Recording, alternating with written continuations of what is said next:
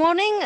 Thank you very much, Mr. Tunç Soyer, Mayor of Izmir, for accepting this conversation to participate in this conversation in the framework of the 25th anniversary of the Barcelona process and the initiation of the Euro-Mediterranean relations.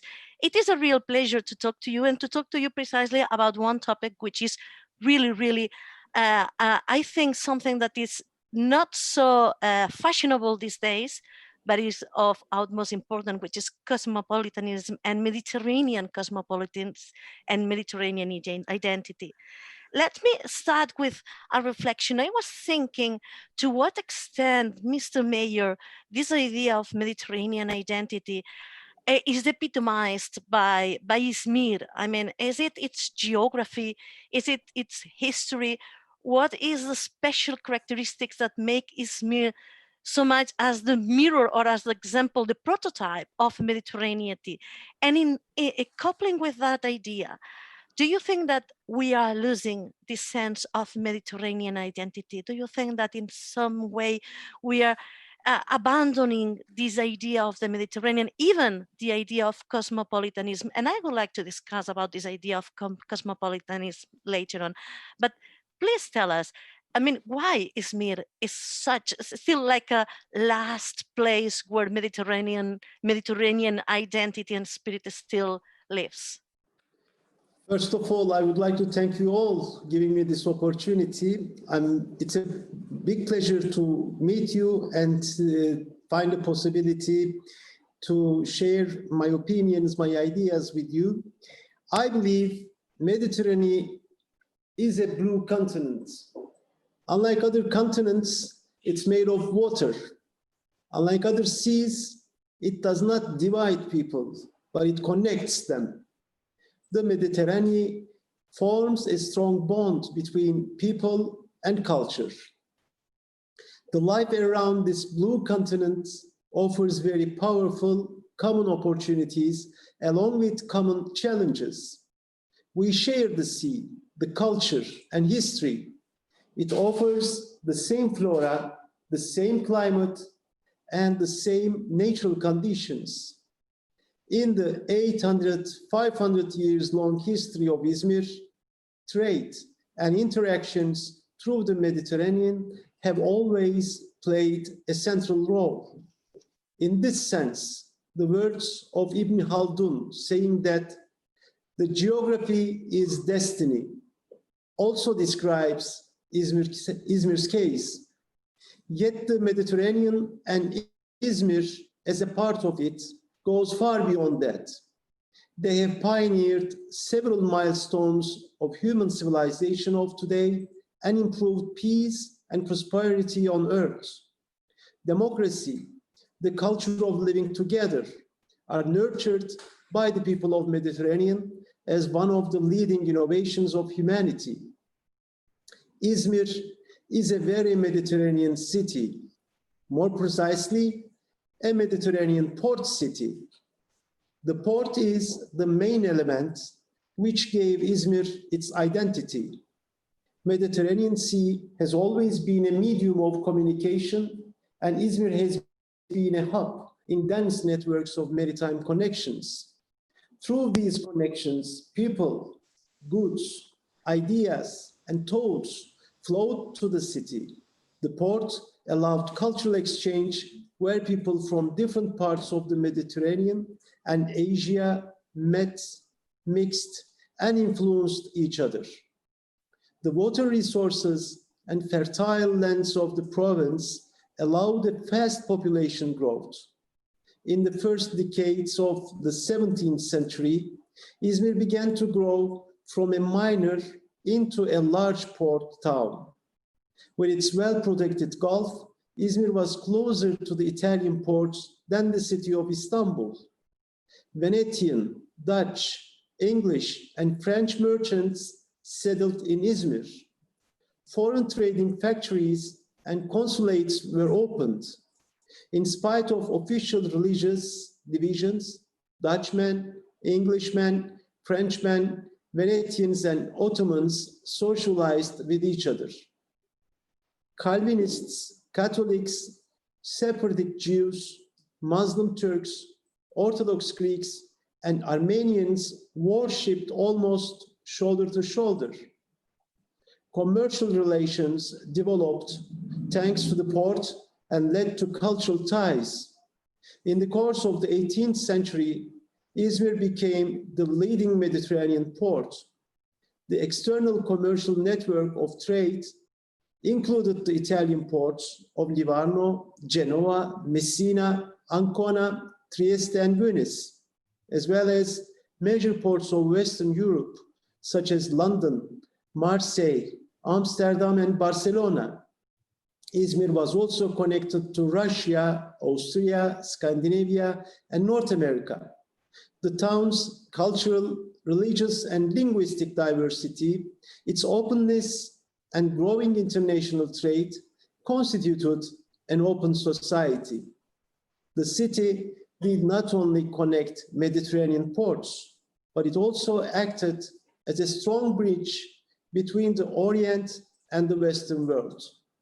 Izmir has been the door opening to the Orient, to China, for traders, entrepreneurs, scientists, and artists of Europe through the paths of the ancient Silk Road. Izmir blossomed during the late 19th century when free trade increased the significance of Mediterranean ports. Therefore, for a long time, Izmir has been described as the capital of the Near East in Western literature. In the early years of 1900s, the population of Izmir had increased to 215,000, with substantial numbers of Italian, French, Austrian, English, and American expatriates, as well as small German, Norwegian, Danish, Swedish, Dutch, and Swiss minorities. There were regular steamboat connections to all major Mediterranean ports, particularly Trieste and Marseille. Izmir also flourished in the cultural sense, for instance, as one of the world's centers for publishing in many languages. Until the First World War, different ethno-religious communities were in regular contact with one another. Unfortunately, the First World War changed the nation of self-identifications, and the war jeopardized Izmir's intercolumnate tolerance, interaction, and trade. The city lost its creative heterogeneity for a long period. This is all for the moment I would like to share with you. And Mr. Mayor, you have spoken a lot about diversity, about this diversity from ethnic origins, languages, religions, this mix of peoples that was present and is still somehow present in Izmir, and it epitomizes so much, embodies so much this idea of Mediterranean diversity. How can we ensure from municipalities that this diversity is properly, I don't like managing, because it seems like a very top-down idea, but how can we work with this diversity in order to turn it from a challenge into an added value, into a source of richness? What does managing or giving equal rights of participation to all this diversity, what does that mean? And to what extent interactions are important? I mean, you have spoken about interactions and about the change that diversity brings. And sometimes we know that in cities, there are reluctant segments of the population that are reluctant to change. So how can we balance between change brought by the diversity, the preservance of the roots and tradition, and at the same time managing this complex diversity? How do you see it from the municipal point of view? Yes, thank you. In Izmir, we know the importance of diversity in nature. That is one of the main forces making the ecological systems to function. When it comes to our societies, diversity plays a very similar role. It creates richness, enables us to progress, and helps our social and financial ecosystems to function. That is why in Izmir we promote and nurture biological and social diversity. Fortunately, diversity exists in the DNA of the Mediterranean. As the history of Izmir shows us, multi-ethnic, religiously diverse, and multilingual characteristics of the Mediterranean have been a great opportunity and source of prosperity. As a result, democracy flourished from the Mediterranean. Different cultures accomplished to live together in harmony and become richer by exchanging and interacting with each other. This experience of the Mediterranean can help the world overcoming today's polarization, segregation, and marginalization. In this regard, municipalities need to perceive diversity as a source of prosperity in their policies. If they do so, and if they design their services to promote diversity, they can put forward a governance that includes the needs and talents of each and every resident. With this vision, we wanted to make a contribution to the city's level collaborations on creating urban places that are more inclusive. For this end, Izmir chaired the U20 task force entitled Inclusive and Prosperous Communities. In this task force, we worked with 12 metropoles such as Barcelona, Montreal, and Mexico City, and 15 knowledge partners like the World Economic Forum, UN Habitat, or Brookings Institution. We prepared 5 detailed papers explaining how to promote social inclusion in and intercultural relations. Cities need to provide access to opportunities and services for all the diverse people in order to become prosperous. We need to prepare our people for the future of work, ensuring cultural inclusivity and providing safe public spaces and infrastructures.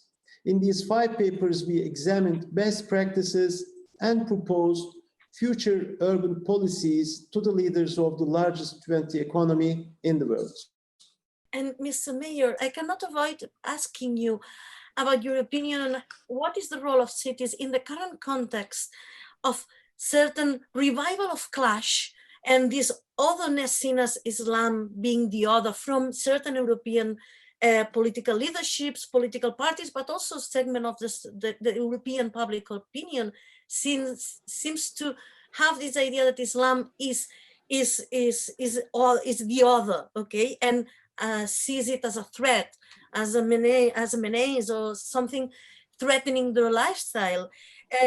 How can we build a dialogue in this current context where there is a greater and greater polarization of identities that seem to be opposing values? How can we bring the ideas, that the common shared ideas that you were mentioning, that people share in this Mediterranean?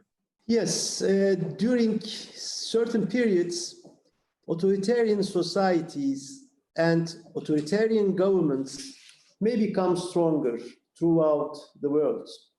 Authoritarian regimes focus on categorizing people as others.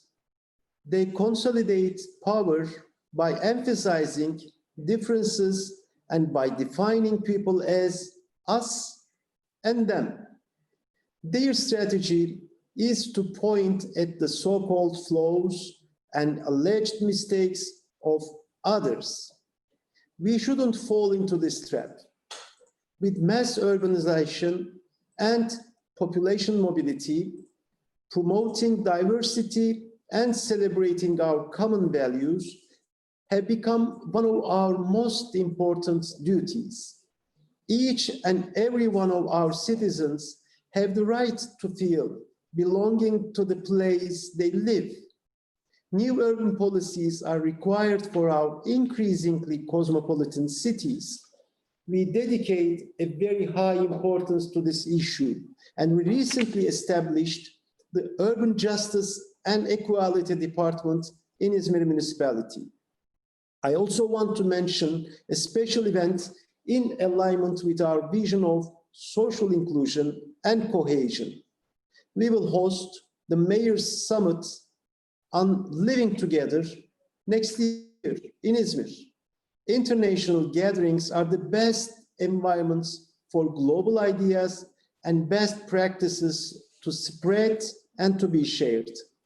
By working together, we want to create solutions for complex challenges rising around social inclusion.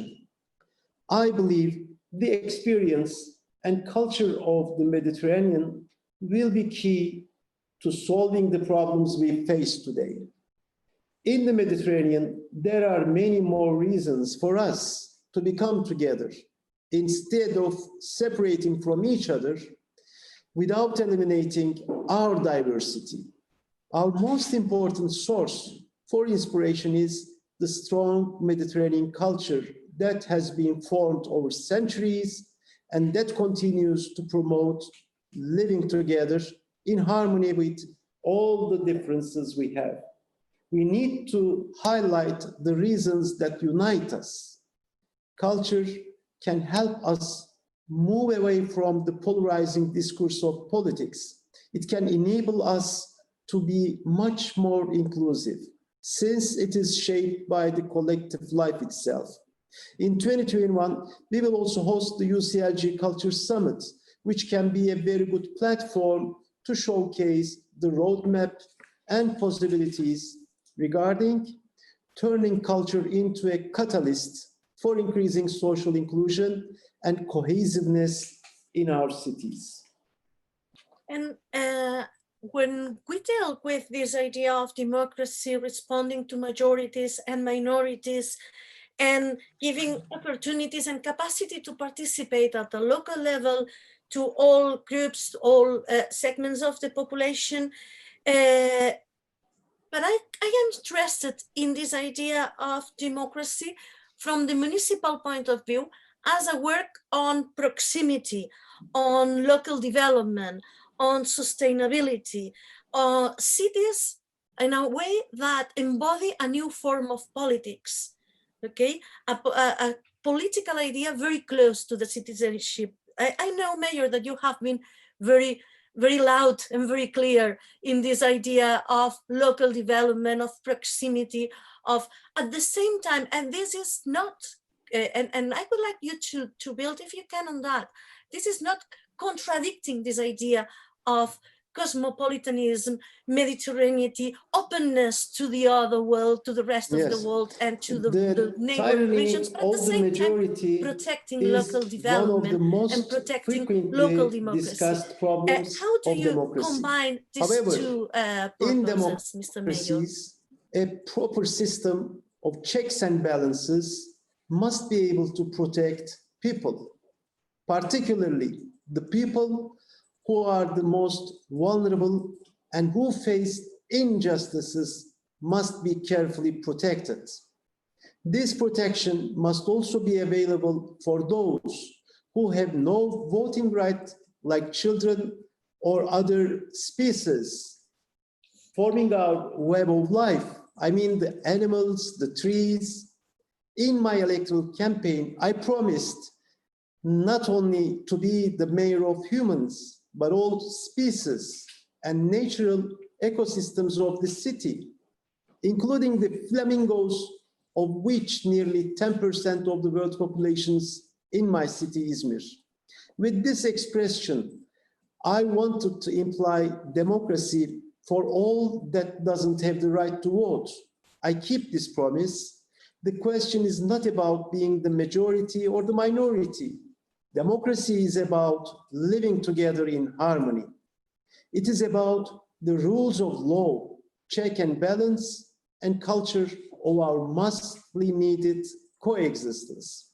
Democracy is a lifestyle established on top of those building blocks. Therefore, the essence of democracy is empathy. Empathy is the ability to identify with the perspective of another person or group, and it competes with destructive competition. For example, in the setting of our families, in social life, in the street, basically everywhere, empathy allows us to put ourselves in place of the other person. It is about seeing the world from other people's perspective. Only by placing empathy at the heart of deliberation can democracy fulfill its promise of allowing legitimate decisions that give equal consideration to all those in society. Empathy creates conscience. Conscience leads to responsibility. Responsibility requires knowledge. Knowledge gives people courage. And finally, courage brings freedom. It is the very individual sense and intellect from which democracy originates, eventually evolving into a complex social system. Democracy is an invention of the Mediterranean. It can become even stronger and more widespread thanks to collaboration in our blue continents.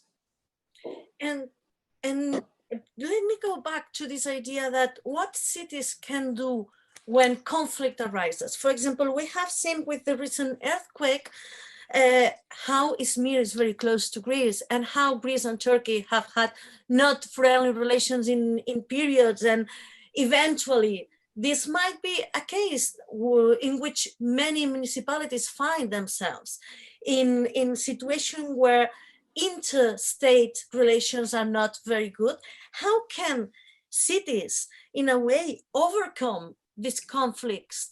How can cities contribute to create the spaces of cooperation when things go wrong? How can cities become a sort of safety net for bad situations? Yes, the Mediterranean continues to evolve as a network of cities that trade with each other, learn from each other, and come together to solve pressing challenges.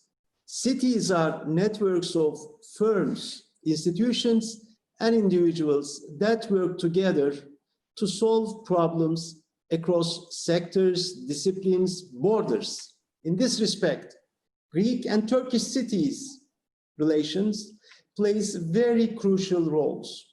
Actually, the interactions between the people and city administration in the border are very close. The people have more similarities than differences. Furthermore, they led economically and culturally an interdependent life. City-level connectivity effectively increases the social, cultural, economic, technical interactions between our people. These interactions create good neighborly relations and better quality of life. I truly believe in the power of cities to bring our societies closer. Nation states may fall into inaction due to political divisions, social polarization, power rivalries, partisanal or ideological gridlocks. They might fail to create the collective actions that international or global challenge necessitates.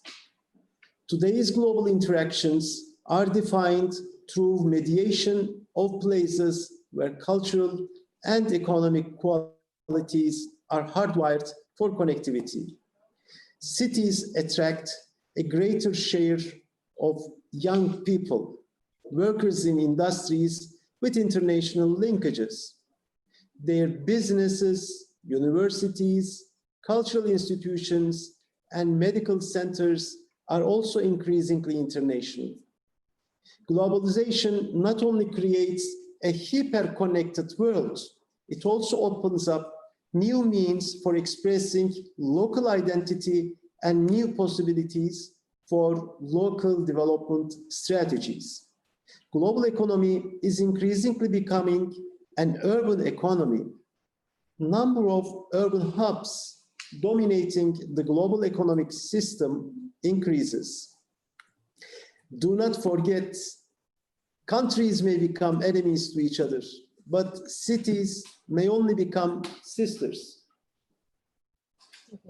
And just a last question, and I think this is a very important question because within Euro-Mediterranean relations, and as you explained also this history in Izmir, how this cosmopolitanism and Mediterranean identity was built from merchants and commerciants and trade.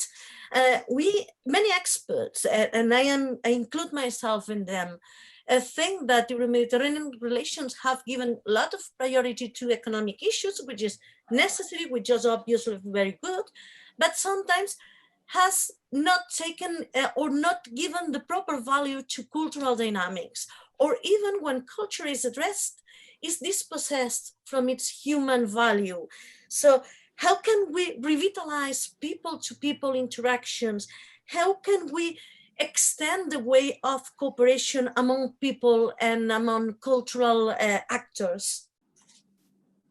Yes, intercultural exchanges play a crucial role within the dialogue between people, and we must give priority to culture and people-to-people contact.